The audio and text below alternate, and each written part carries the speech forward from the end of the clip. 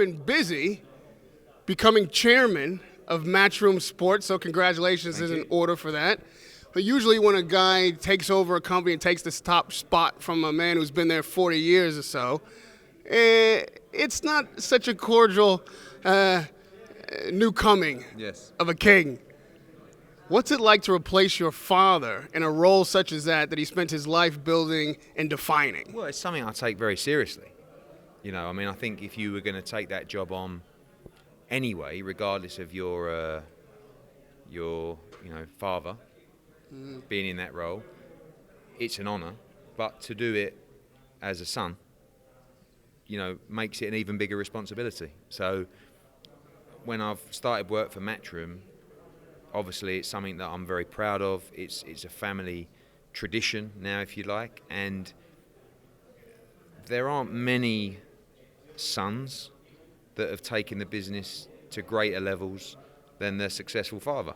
In fact, having a successful father can be a blessing, and it is a blessing, but it can also be a hindrance, because you've got to try and create something in your own name and your own right. And that's something I've tried to do in boxing. Whereas for years I was Barry Hearn's son, now people go up to him and go, "You're Eddie Hearn's dad," which we laugh about. Do you know what I mean? So, like, that's something personally that I wanted to, put my mark on the world, which I'm trying to do. I think we're doing a good job. But I have a greater responsibility now regarding the success and the growth of the business. And that just doesn't just sit across boxing, that sits across all sports and media. So doesn't mean I'm going to step down from boxing, doesn't mean I'm going to lose focus, but it just means I'll have to find some extra hours in the day to oversee certain other areas of the business. But all sides of the business are run by tremendous young people who have grown through the business. Frank Smith, for example, with Matchroom, boxing. And, we're in good hands. So, yeah, it's a big role. My dad's, he'll never step away completely, because he'll just fade away into the distance if he does that.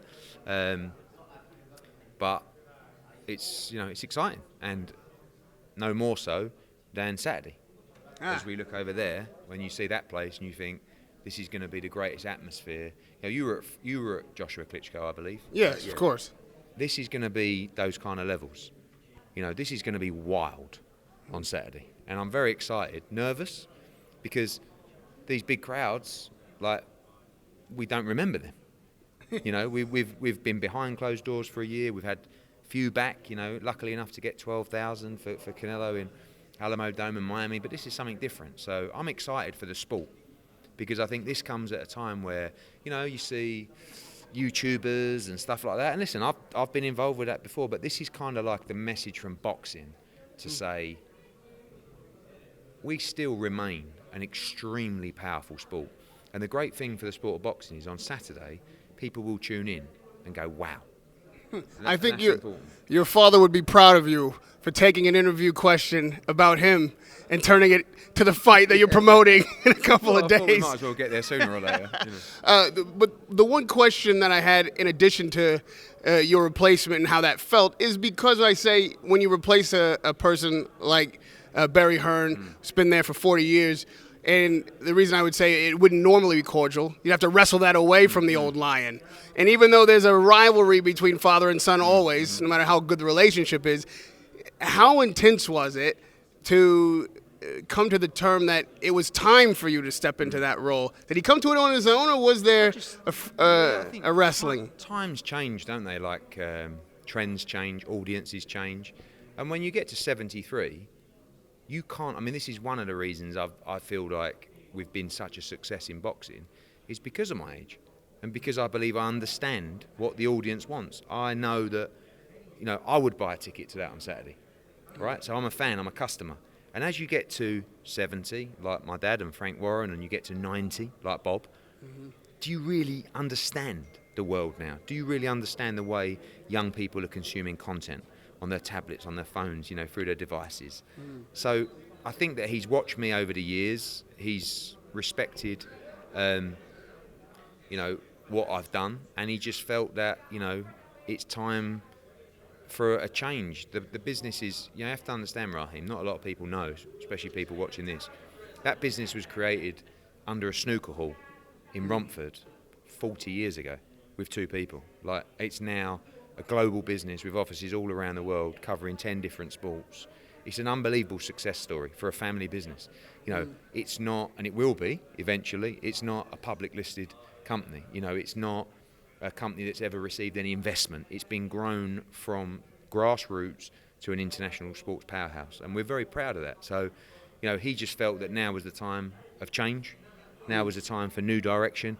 He's kind of like, he said, you know, now the pandemic's over and I've steadied that ship. I said, no, leave off. I said, now the real work's got to happen. So, but again, he's going to be around. He's going to be, you know, making sure he's across everything still. And I want him to be, because as you get older, if you lose that passion and fire for something, you start to wilt a little bit. You know, the back's not as straight and got a little bit of a limp. Whereas at the moment, he's still full of life. And I want him to live as long as possible. Everyone's thought of you as being in that role effectively, if not by title. But now that you do have that reign, what's different, or what can we expect that you can deal with a free hand that you weren't able to do before? Well, definitely more diversification into markets and entertainment that I believe is the future, particularly music. You know, we have we always say no passion, no point, right? And if you don't have a passion for something, you can't do it. You can't be at the top of the game. So we have a passion for sport, but we also have a passion for live events.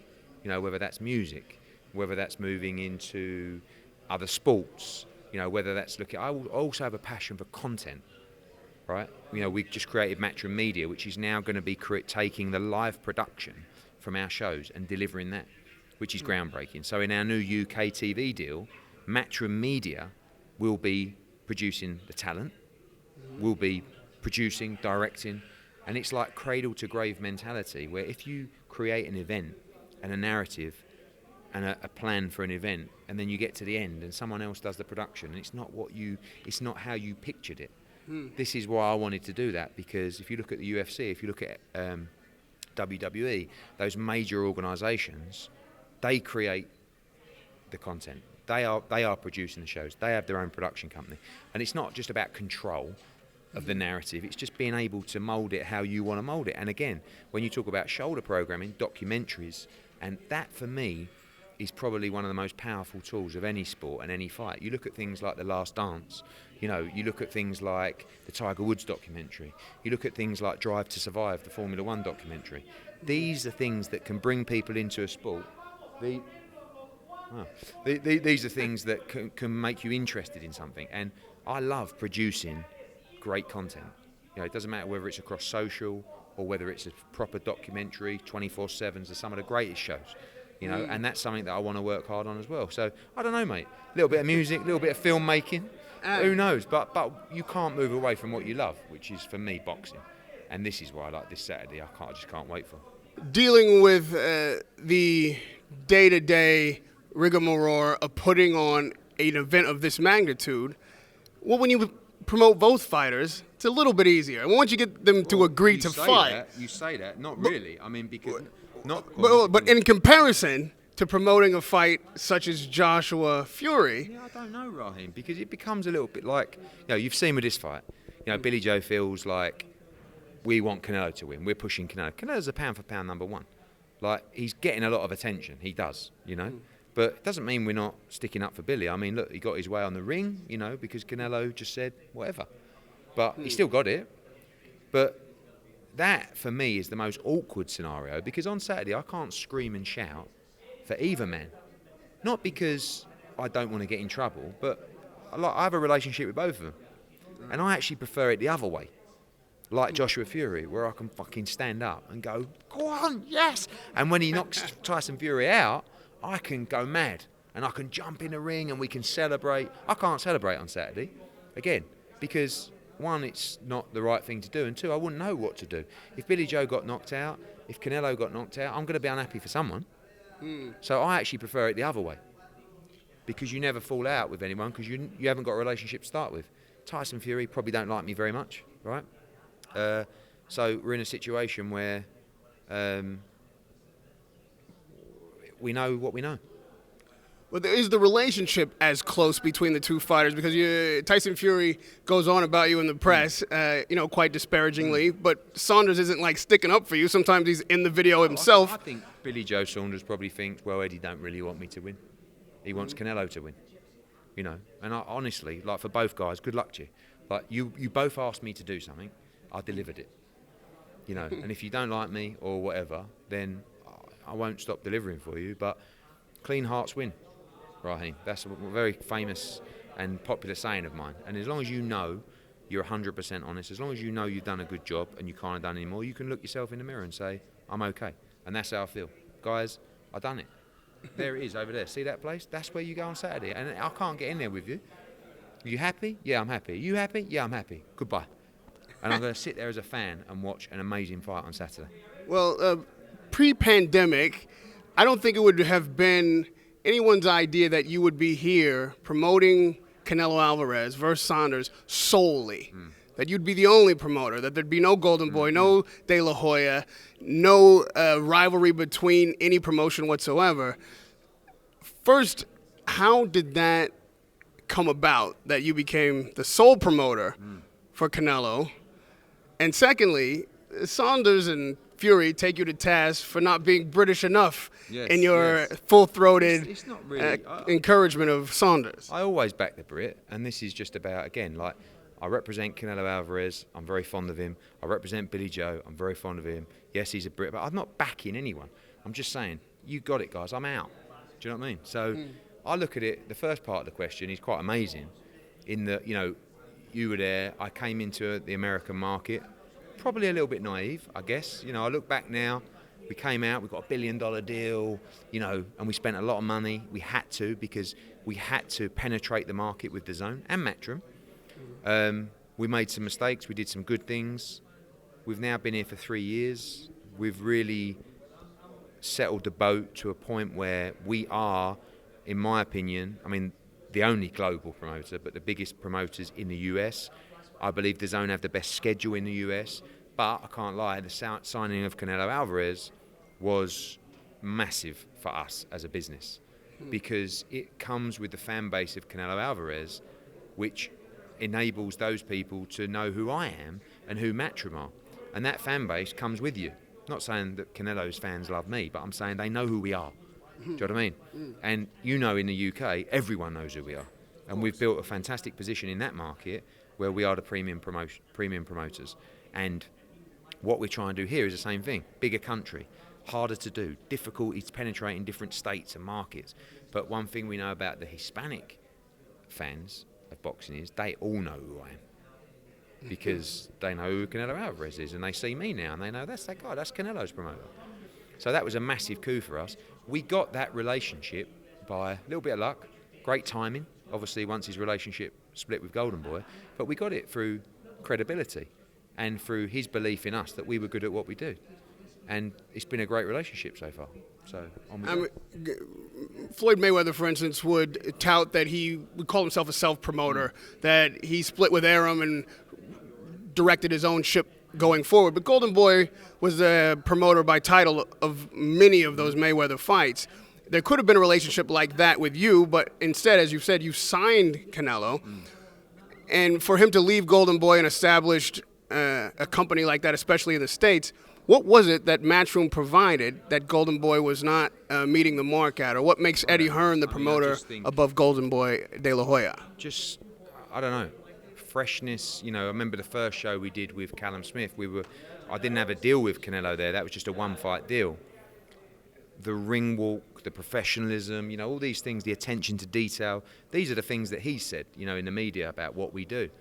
Honesty, Raheem, to be honest with you. I don't want to sound cheesy, but we don't have to lie. We've got a good business. We deal with a straight bat. And again, like I always say, and people take the mickey out of me, these fighters are my bosses, right? So I look at Canelo Alvarez, and I've said it before, and Billy Joe Saunders, his fans moan about this, but let me just break it down. Okay, Billy Joe Saunders is my boss, right? Say to Bob Arum, say these words: Terence Crawford is your boss. Be like Liar Liar, you know, where they go, Terence Crawford is my bird, you know, and you can't get the words out. That's how I see it. So there's no ego where it's like, they don't work for me, I work for them. So with Canelo, all I do is I do what he tells me to do. With Billy, I do what they tell me to do. With any fighter that I represent. Now, hopefully you'll listen to my thoughts and my ideas and my strategy, but ultimately I work for them. And I'm not too proud to say it. But I think the old school mentality of promoters is like, you work for me. The fighters, I'm the fighter's boss. And I don't see that. I just see, no, they're the stars, and it's up to me to help steer the ship. So that's a very different way of looking at it. And I think with Canelo, he told me what he wants, and I delivered it. And it's about trust, it's about belief, it's about enjoyment, it's about dealing with people that are straight and honest with no drama. Doesn't have to be any drama in life or in boxing. If you're just honest, you all work in the same way, move forward. The irony of standing here on Cinco de Mayo, the actual day right now, and mentioning Mayweather and Golden Boy is that now the pound-for-pound #1 boxer is a Mexican. But Floyd Mayweather put this blueprint together. Canelo seems to fight somewhat in that same but even still, he might fight a little more frequently now, maybe by. But the formula put forward by Floyd Mayweather, Cinco de Mayo, Mexican Independence Day, if it weren't for the pandemic, we'd very likely be in Vegas. Is that a model that you look to follow? And do you believe that a Mexican now doing that same thing might have even more success, or tethers him back to the Mexican audience in a way that Mayweather was adversarial towards but still brought the crowd? Yeah, I mean, I think that it's interesting that those two dates stand as dates where there should be a big boxing event on those dates. Like, we don't have that in England. It's just every Saturday, you know. So, but over here, like Cinco de Mayo is something that's very important. It's very important to Canelo, and that it will add to the atmosphere on Saturday. So I think that's great. You've seen now Canelo box in December, box in February. Now he's boxing in May. Then he's going to box in September and maybe December. I mean, he could fight 5 times in 12 months. It's quite astonishing for a pound-for-pound #1. Do you think he'll continue that post-pandemic? He likes to do things a little bit differently, but he's got to win Saturday. You know, I mean, Billy made a good point where I gave an interview about the Caleb Plant fight. Oh, we're talking about Caleb Plant. Like, he's got to beat me first. I know, but you still plan, you know, and Canelo's planning Plant next and then December. Would you say, though, that Mayweather did create that formula? Even Canelo leaving a big promoter at the height of his career, while he's #1. Again, he didn't quite make the relationship with you that Mayweather made with Golden Boy, but he is directing his own ship to a great degree, and you consider him your boss, which is a long way from like the Bob Arum old school model. Is that a formula that I don't know that before that Mexican Independence Day and Cinco de Mayo were dates we could count on for huge fights? Is that something we'd credit Mayweather with? Yeah, I think Floyd did a number of great things from the sport, from a fighting sense and from an entertainment sense and from a business sense. So by creating those special dates, it's just something happens. So in May, Floyd Mayweather fights. In September, Floyd Mayweather fights. Do you know what I mean? Yeah. So you can focus on that, you can build up to that, and it's great to have. Same now with Canelo. On Cinco de Mayo, that's Canelo weekend. So, yeah, fantastic. And now with the matchup with Billy Saunders coming this Saturday, obviously this ring controversy for a moment seemed to have stopped the show. Billy was a no-show up until today for all events. How intense did that moment become when you had to speak to Saunders' camp, knowing that maybe Canelo doesn't budge? What's the threat if once a guy says, I'm not going to show up if this doesn't happen? I mean, one thing's for sure, like a lot of people say he won't go home. I don't believe that when you talk about Billy Joe Saunders. Right. Like, he would get on the plane and go home. So, but you can't at the same point just back down and just say, yeah, whatever. So I had to have the conversation with Canelo and ask him if he was bothered. And he said, not in the slightest. And I thought, thank God for that. You know, but he, even if he wasn't bothered, but just from a stubbornness point of view, said no, then Billy stays in his room today. We probably don't have a press conference. And you got to take it to the wire. So I was quite, I say proud, but I was quite impressed by the way Canelo sort of said, like, I'm okay with it, like, doesn't bother me. Rather than, no, call his bluff, and then you got to take him to the airport and see if he actually gets on the plane. And then, do you know what I mean? So I think we need more of that in boxing. Where a bit more to say, if he had a problem with it, by the way, Eddie Reynoso and Canelo would have said no. But he didn't. So he said, let him have it. 22 as opposed to a 20-foot ring would make an impressionable difference for a guy who likes to move, is what we expect Saunders to do, a guy who's looking to elude contact when he doesn't want it anyway, and would seem to advantage the smaller the ring for Canelo. You being a promoter of both, a situation like that comes up, do you think that the expansion of the ring benefits Saunders? Not in Canelo's opinion, which is ultimately an Eddie Reynoso's opinion, because I think a lot of the feeling, I don't think Canelo feels like I think he trusts and believes in his ability. Like, it's not like Canelo is one-dimensional and needs a small ring and just needs to, he can box, he can move. So, but it just comes down to those guys. I mean, if I would have gone to him and said, do you have a problem? And he says, yes, we've got a problem. Right. But, he's obviously extremely confident about his ability that it won't make a difference. And I can only trust him and Eddie, certainly over my opinion. Yeah, will it allow Billy to move more? I don't know, perhaps. But will it make a difference? They don't believe so. So I said to him, look, we can go back, we can say no, and then it will go on, and maybe we'll call their bluff, and we've got John Ryder here, and we've got Carlos Gongora here, ready to fight. No, I want Saunders. He wants to fight Saunders. He wants to beat Saunders up. That's what he wants to do. Right. So, I don't know, I'm just glad the fight's on and everyone's happy.